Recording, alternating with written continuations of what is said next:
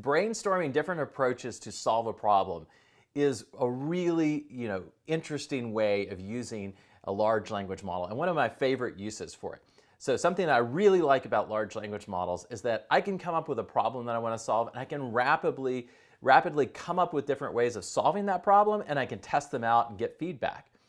Now, one way to do that is using the alternative approaches pattern. So the idea behind this is we're going to have the large language model within some particular scope always suggest alternative approaches for solving a particular problem or performing a particular task. That is, we always want it to give us good ideas. Now, I say good ideas, they may not be good, they may not even work, but kind of like brainstorming in a group.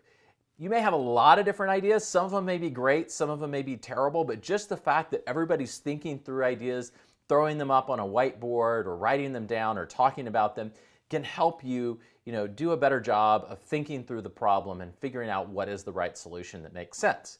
So I'm going to show you how to use the alternative approaches pattern to essentially perform brainstorming with the help of a large language model. Now, one of the things to note is just like if you get a group of participants that have different backgrounds, they may help you come up with ideas that you yourself would not have come up with.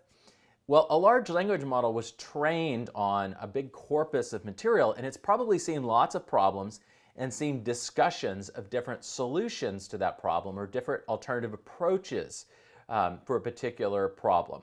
So you can think about it, it is in some ways learned information about how to solve problems in different ways and can help us get access to that knowledge. Now, it may also have never seen the exact problem that we're asking it for, and it may be able to synthesize, using what it's seen in the past, interesting potential approaches, even if it hasn't seen the exact problem that we're working with. So let's start off with an example of this. We're going to do the alternative approaches pattern. We're going to say from now on, if there are alternative ways to accomplish the same thing, list the best alternative approaches. So this is a very generic wording for this. It's probably better to structure it very precisely to the task that you're working on, provide more rich sort of context. But I'm going to show you that even within a fairly generic wording, we can get this pattern to work for us. And then I'm going to say compare and I'll contrast the alternatives and ask me which one I want to use. So I'm adding a little bit to this pattern. I'm saying give me the alternatives, but also give me some information. Compare and contrast the alternatives.